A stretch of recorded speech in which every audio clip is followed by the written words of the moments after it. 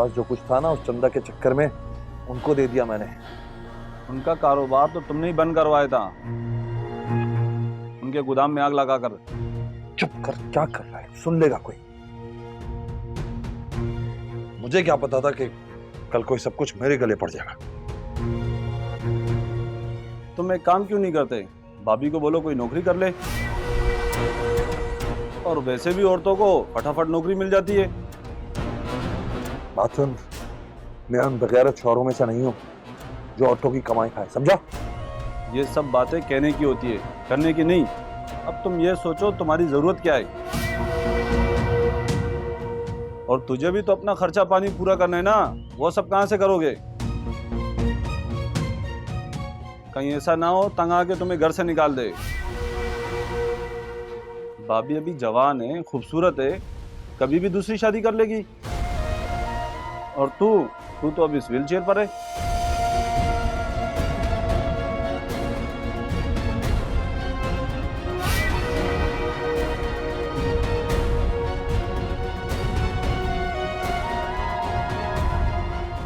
अरे अब क्या हो गया, रो क्यों रही हो?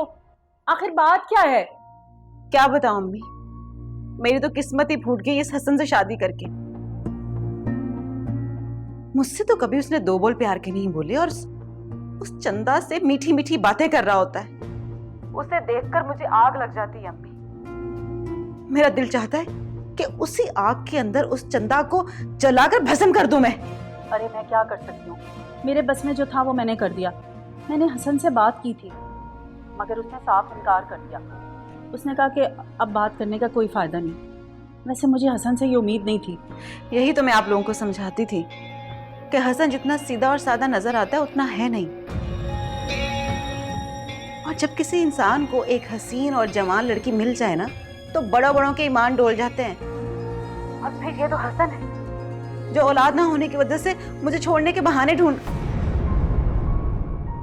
अम्मी मैं आपसे बाद में बात करती हूँ। तुम चुप कर मेरी बातें सुन रही थी? नहीं, आप तो मेरे आने से पहले ही बातें कर रही थी। अलबत्ता मुझसे छुप के कर रही थी, मेरे और हसन के खिलाफ। तभी तो आपने मेरे आते ही फोन रख दिया। मेरी बात सुनो चंदा, मुझे तुम्हारे और हसन के खिलाफ बात करने के लिए छुप कर बात करने की जरूरत नहीं है। मैं जो भी कहूंगी तुम्हारे मुंह पर कह सकती हूँ।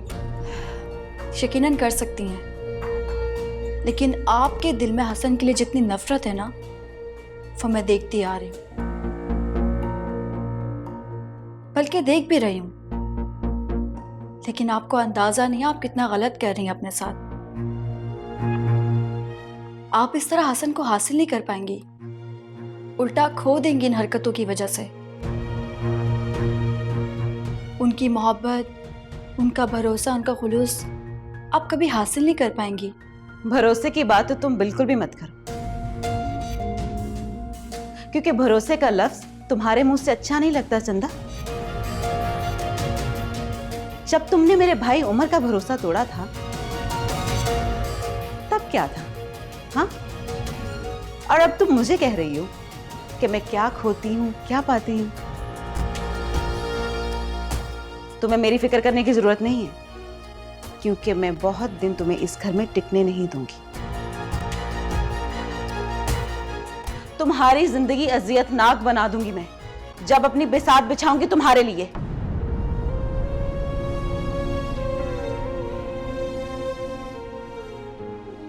मेरे लिए जिंदगी वैसे भी किसी अजियत से कम नहीं है। इससे बढ़ के आप मुझे क्या अजियत देंगी? बेहतर यही होगा कि आप मेरे बजाय अपने घर, अपने शौहर पे तवज्जो दें, जो आपकी इन्हीं हरकतों की वजह से दूसरी शादी करने पे मजबूर हो गया। खबरदार, खबरदार, अगर आइंदा तुमने मुझसे इस तरह बात की, मैं तुम्हारा ये लहजा बर्दाश्त नहीं करूंगी। हसन ने कभी मुझसे इस तरह से मैं बात नहीं की, और तुम होती कौन इस तरह मुझसे बात करने वाली? तुम्हारी औकात ही क्या है? हाँ?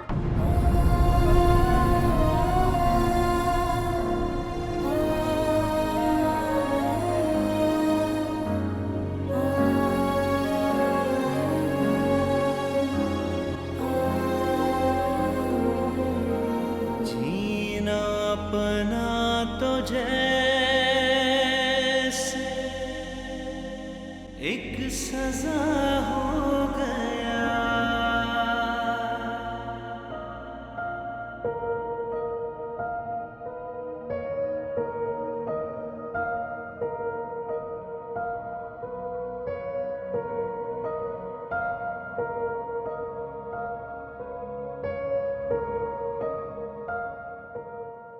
शकीला, चाय पी लो। चाय आपने बनाई है? हाँ। करिए आगे लो।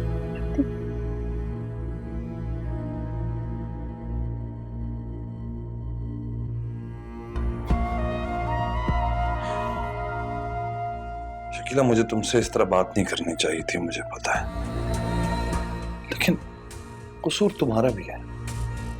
अब देखो ना, मैं इन हालात में क्या कर सकता हूँ जब मेरे बस में कुछ भी नहीं है। तो जिसके बस में है उसको तो करने दें।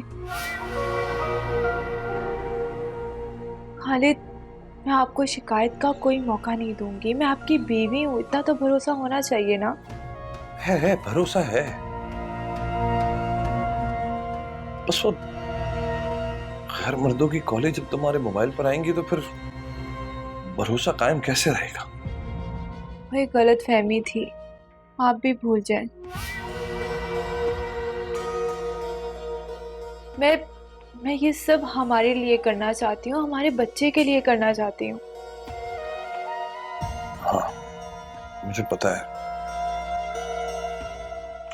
तुम चाय पियो, सब छोड़ो।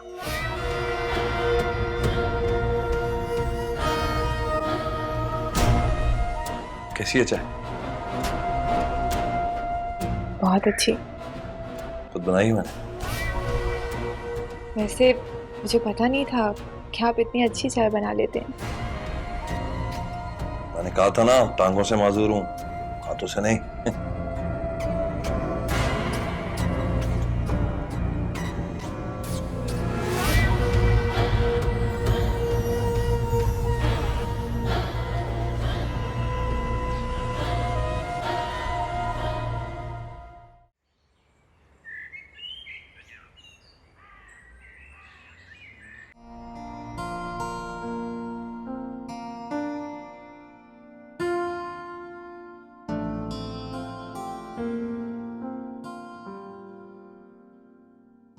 जा रही हो?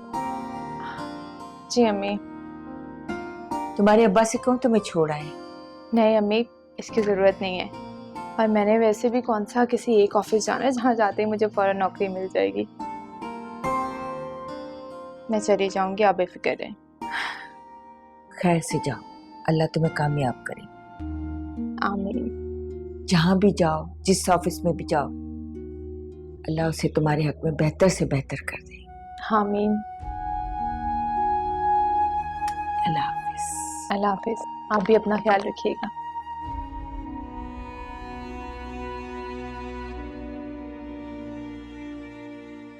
अल्लाह मेरी बच्ची की मुश्किलें आसान करना, उसे हर कदम पर कामयाबी अता फरमा।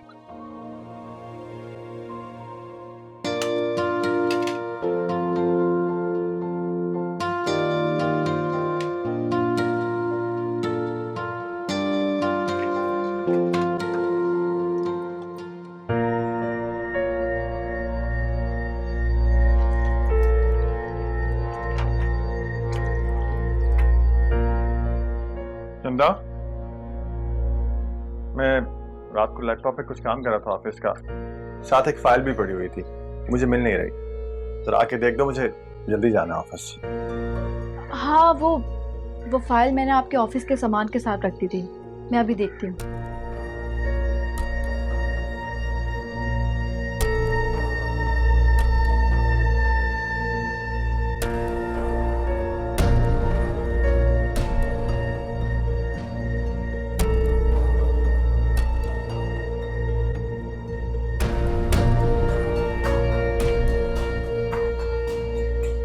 चंदा मैडम, हसन के बहुत आगे पीछे घूमती हो ना।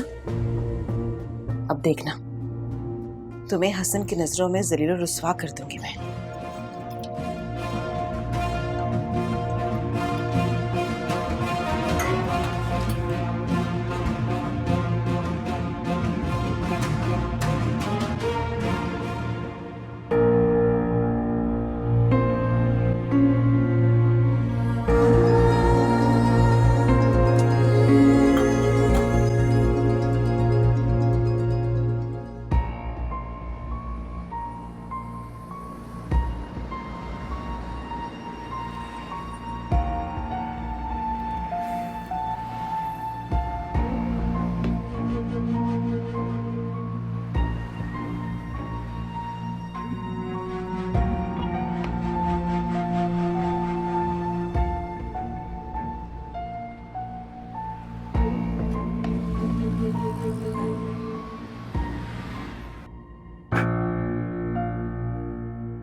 क्या हुआ हसन? चाय में शदीद नमक है। नमक? वो कैसे? चीनी की जगह पर नमक डाल दिया होगा। वैसे भी जब इंसान का दिल कहीं और, दिमाग कहीं और जिस्म कहीं और होता है ना, तो उसे पता ही नहीं चलता कि चीनी कौन सी और नमक कौन सी। उस्मा, तुम चुप रहो प्लीज। आप रिलैक्स हो जाए, मैं दूसरी चाय बना के लाती हूँ। नहीं नहीं ठीक है, मैं बगैर चाय के चला जाऊंगा। तुमने बताया नहीं इस बेवकूफ को कि तुम्हें ब्लड प्रेशर है?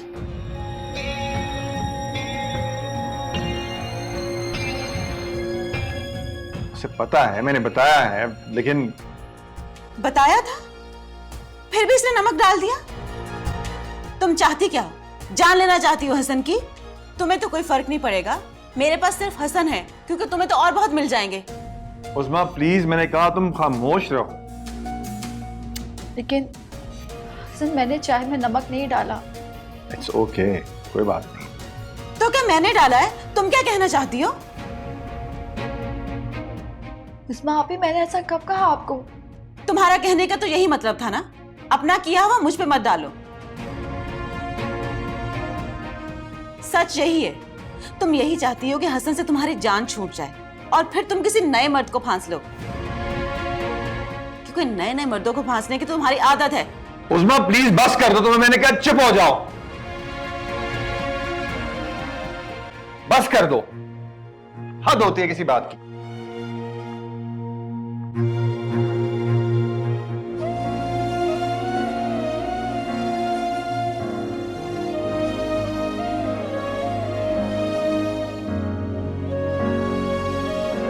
अब ये सब कुछ उठाओ और जाओ यहां से।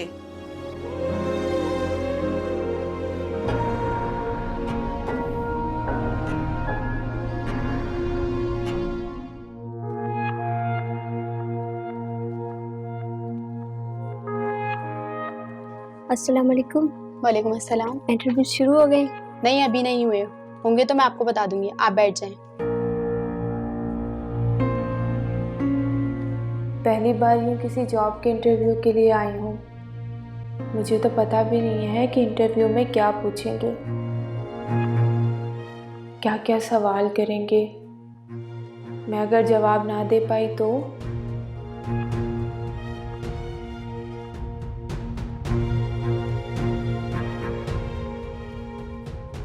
इतनी मामूली सी तालीम के साथ मैं क्या इंटरव्यू दे सकती हूँ?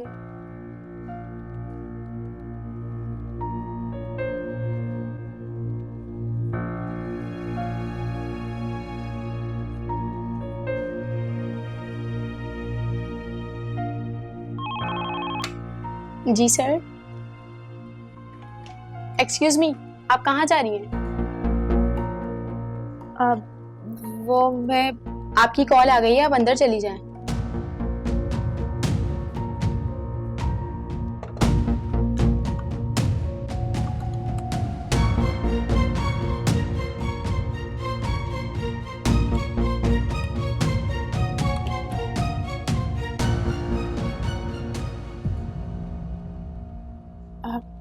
अस्सलाम वालेकुम। वालेकुम अस्सलाम।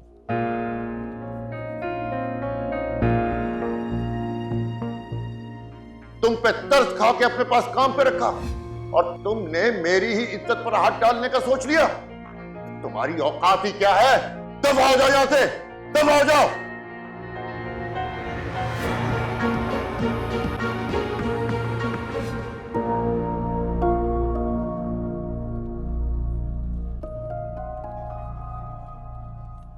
फिरोज, तुम? क्यों हैरान हो गई मुझे यहाँ देखकर? ये ऑफिस मेरा है और इस कंपनी का मालिक हूं मैं। शकीला रुको, कहाँ जा रही हो? प्लीज रुको। मैं वापस जा रही हूँ, मुझे यहाँ जॉब नहीं करनी। शकीला रुको प्लीज। तुम अभी यहाँ जॉब इंटरव्यू के लिए आई हो, जॉब तुम्हें अभी तक मिली नहीं है। अगर तुम इस जॉब इंटरव्यू को मेरी वजह से छोड़कर जाओगी तो खुद को कमजोर जाहिर करोगी। और मैं तुम्हें कमजोर देखना नहीं चाहता, बल्कि तुम भी खुद को कमजोर देखना नहीं चाहोगे, इसलिए प्लीज बैठ जाओ।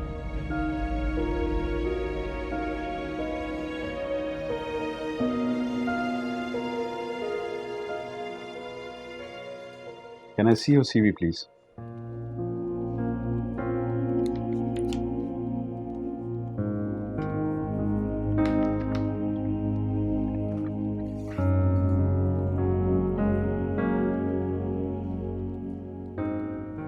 तुम शकीला, आप ये जॉब क्यों करना चाहती हैं? मेरा मतलब है, ऐसी क्या मजबूरी आ गई आपकी कि वो मेरे शौहर का एक्सीडेंट होने की वजह से काम रुक गया था और अब्बा का भी कारोबार ठीक नहीं चल रहा, इसलिए इस हालात में जॉब करना मेरी ज़रूरत से ज़्यादा मजबूरी बन गई है।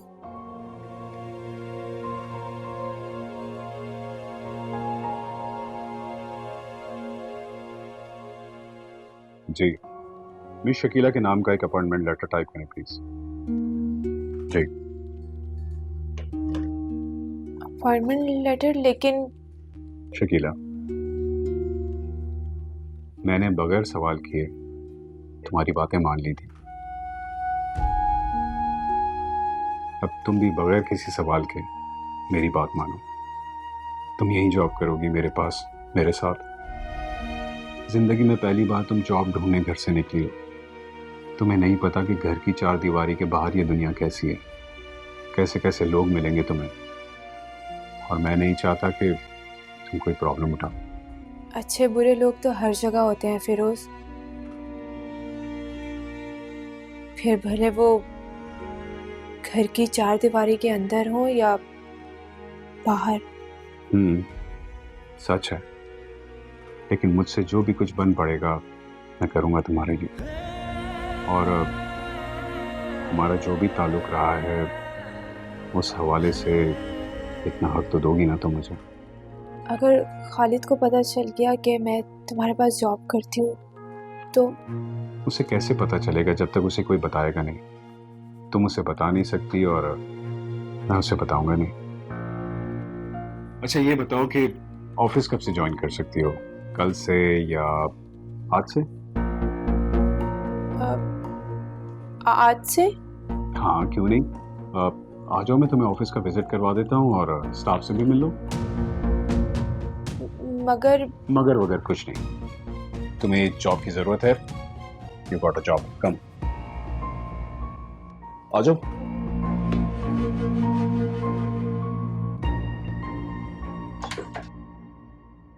मुझे तो अम्मी ने जैसे सुबह बताया मैं फौरन चली आई। आप लोगों ने इतना इसरार किया, मुझे आना पड़ा। अब आप लोगों को नाराज तो नहीं कर सकता ना? मैं जानती हूँ तुम्हारी खुशी तो मुझे अपनी जान से ज्यादा अजीज है, और तुम्हारा गम वो भी जानती हूँ। हम? अरे अम्मी, आपने क्यों जहमत की? इफ़ी से कह देती ना, वो ले आती। दरअसल वो लाहौर गई है, उसके पेपर ख़त्म हुए थे तो खाला के घर जाने की ज़िद की, इसलिए मैंने उसको भेज दिया। तो ठीक है ना, फिर आप लोग मेरे साथ चलें, मेरे घर पर।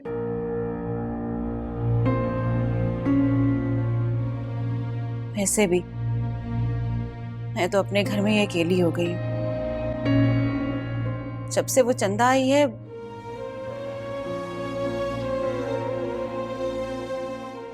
हसन ना तो मेरी तरफ देखता है और ना ही मुझसे बात करता है।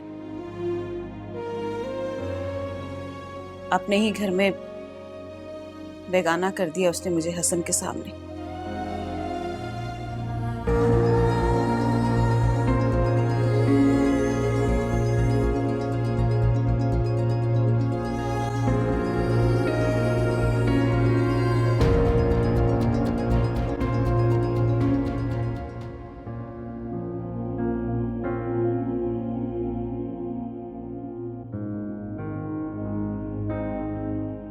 चंदा के बारे में सोच रहे हो।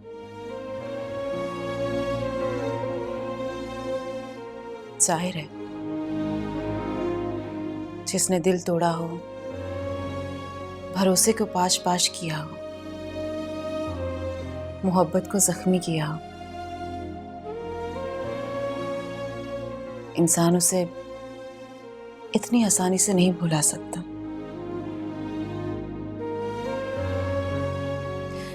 मगर उमर, वो तो अपनी जिंदगी पुरसुकून खुशियों से गुजार रही है, और तुम उसके गम में उसे सोच सोच कर कुटते रहो। दिन रात उसकी बेवफाई में आंसू बहाते रहो। तुम तो बर्दाश्त कर सकती हो, मगर मैं नहीं।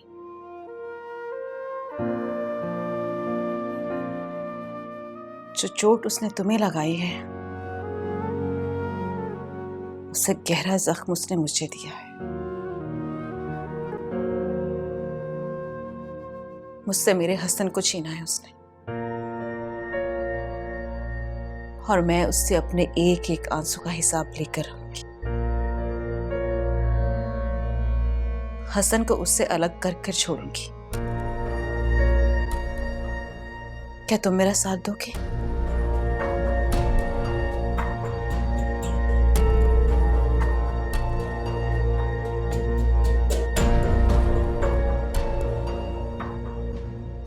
उमर, बोलो, क्या तुम मेरा साथ दोगे?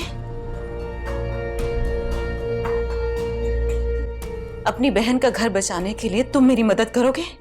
मगर मैं क्या कर सकता हूँ? अगर तुम चाहो तो सब कुछ कर सकते हो। उमर, तुम ही तो कर सकते हो जो मैं चाहती हूँ। मैं समझा नहीं।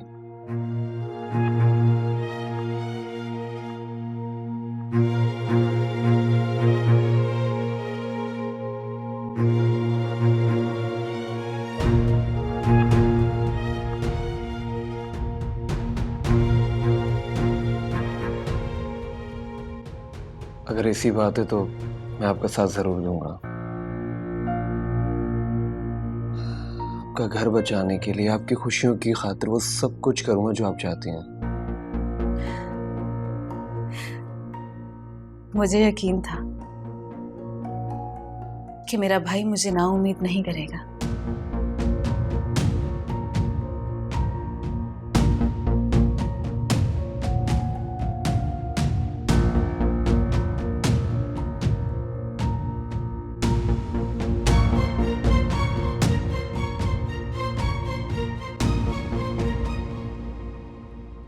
और ये तुम्हारा ऑफिस? हाँ, मेरा ऑफिस? लेकिन मैंने तो बहुत मामूली सी जॉब के लिए अप्लाई किया था। हाँ, लेकिन वो जॉब अब मामूली नहीं रही, क्योंकि तुम्हें जो अपॉइंट कर लिया उसके लिए। मेरा मतलब है, मैंने तुम्हें अपने पर्सनल असिस्टेंट के तौर पर हायर किया है। मेरे साथ रहोगी, काम सीखोगी तो तुम्हें कोई प्रॉब्लम नहीं होगी। मेरा रूम भी साथ ही है, अगर कोई भी काम हो तो मुझे इंटरकॉम कर देना। ठीक है।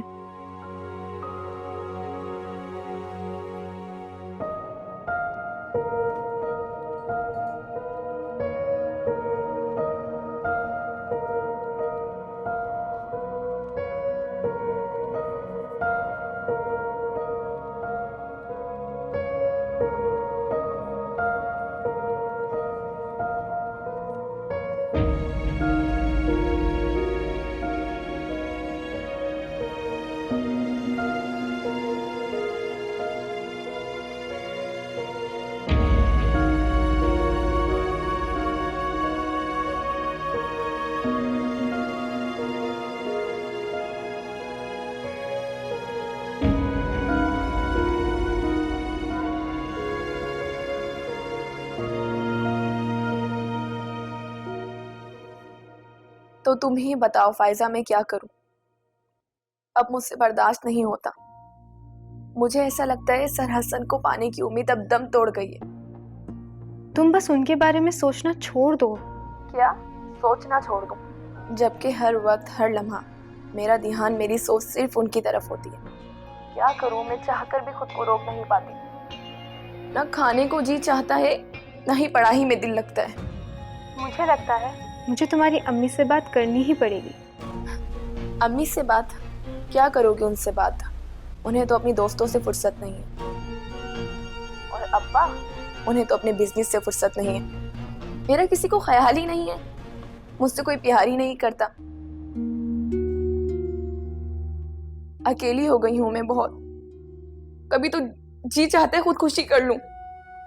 ये तुम क्या कह रही हो अनिला? अच्छा है ना, सारा किस्सा ही खत्म हो जाएगा। खबरदार, जो तुमने ऐसा वैसा कुछ करने का सोचा भी तो। सोचा तो मैंने कभी ये सब भी नहीं था, लेकिन देखो क्या हो गया मेरे साथ। जिंदगी में जिसे भी चाहा वो मुझे धुतकारता रहा, भले वो अम्मी हो, अब्बा हो या हसन सर।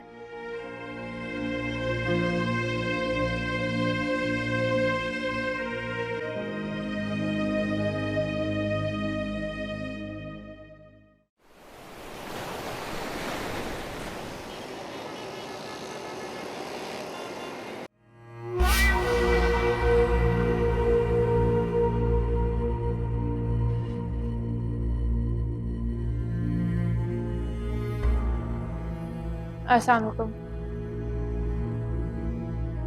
अब आ रही हो तुम? वक्त देखा तुमने? आपको बता के तो गई थी। तो इतना वक्त लगता है इंटरव्यू में? एक जगह थोड़ी ना जाना था, 3-4 जगह जाना था। और वैसे भी कराची की पब्लिक ट्रांसपोर्ट का हाल तो आपको पता ही है। कितना इंतजार करना पड़ता है बस स्टॉप पे। ठीक है, ये बताओ जिस काम से गई थी वो हुआ कि नहीं? नौकरी मिली या नहीं?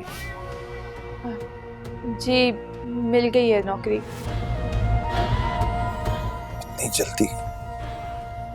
इतनी जल्दी कैसे मिल गई?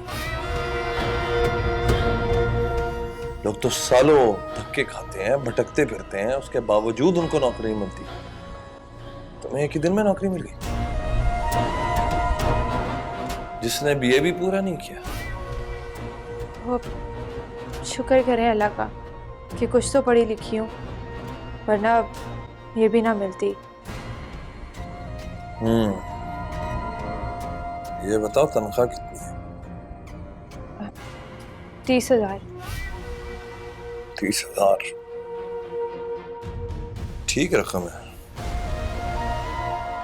चलो अच्छा है, किसी अच्छे डॉक्टर के पास मेरा इलाज भी हो जाएगा, मेरी दवाएं भी आ जाएगी। यही चाहती हो ना तुम? जी। खाना गर्म करो मेरे लिए, जल्दी से।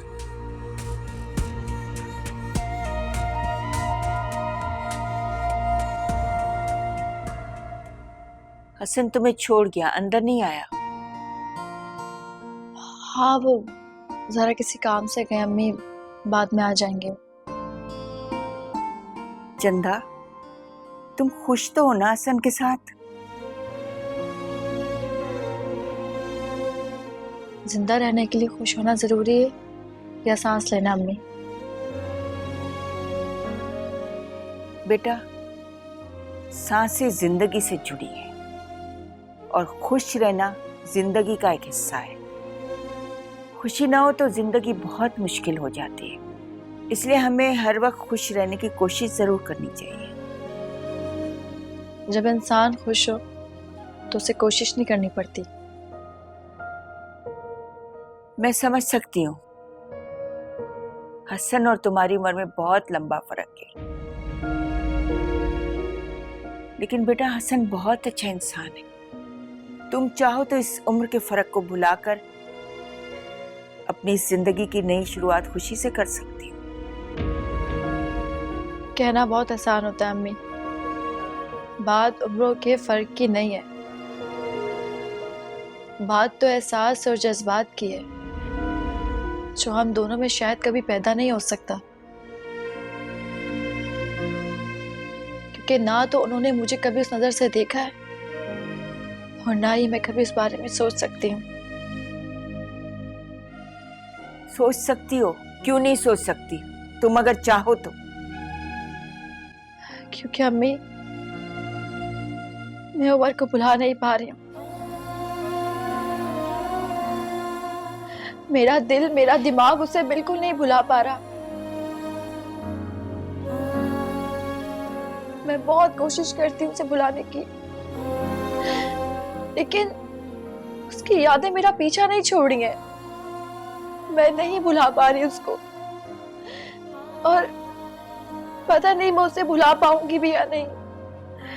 बहुत मुश्किल है अम्मी मेरे लिए सब कुछ। बिन यार दे हुन मैं नहीं जीना।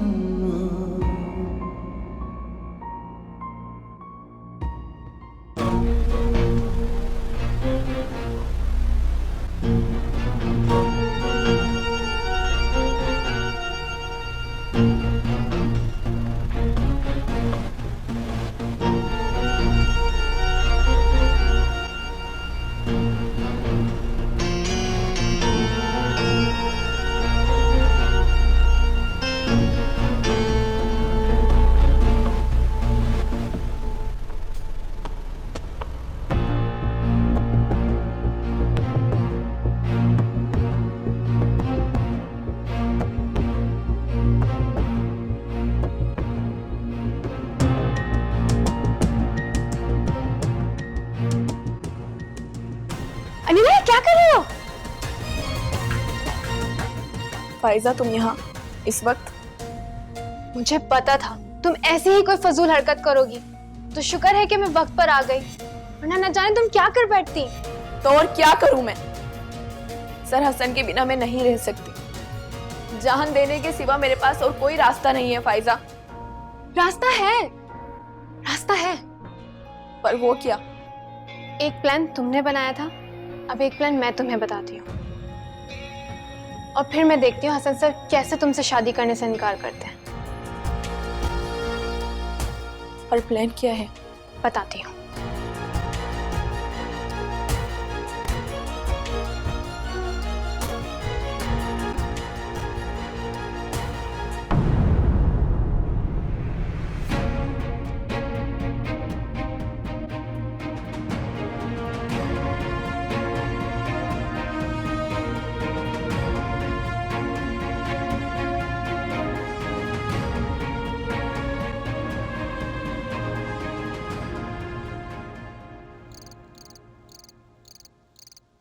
हसन भाई, कैसे हैं आप? मैं ठीक हूं, तुम बताओ कैसे हो? जिंदा हूं।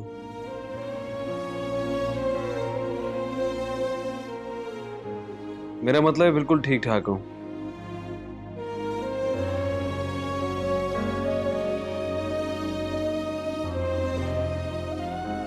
चंदा, तुम कैसी हो?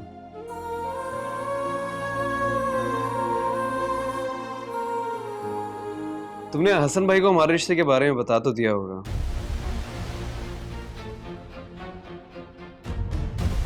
कि हमारी मंगनी थी जो कि अब टूट चुकी है।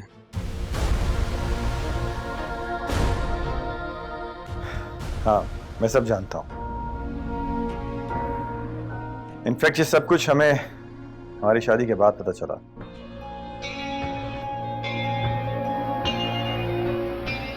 और उज़्मा के हवाले से मैं तुमसे माजरत कर सकता हूं। अगर पहले पता चल जाता फिर तो आप शादी बिल्कुल नहीं करते ना।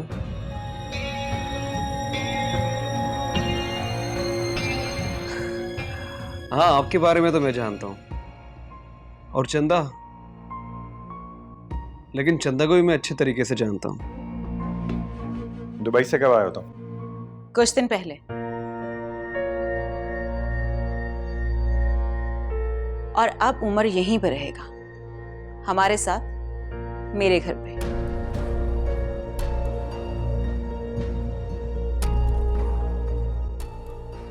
लेकिन ये कैसे हो सकता है? क्योंकि इफ़ी और अम्मी लाहौर गई हैं कुछ अरसे के लिए। जब तक वो वापस नहीं आ जाती, उमर यहीं रहेगा। लेकिन ये कैसे हो सकता है? उमर यहाँ कैसे रह सकता है? चंदा के यहाँ होते हुए सब कुछ जानते हुए? क्यों नहीं रह सकता? मेरे होते हुए आप चंदा से शादी कर सकते हैं, तो चंदा के होते हुए उमर यहां पर क्यों नहीं रह सकता? और ये मेरा घर है, मैं जब तक चाहूं अपने भाई को अपने घर पर रख सकती हूँ।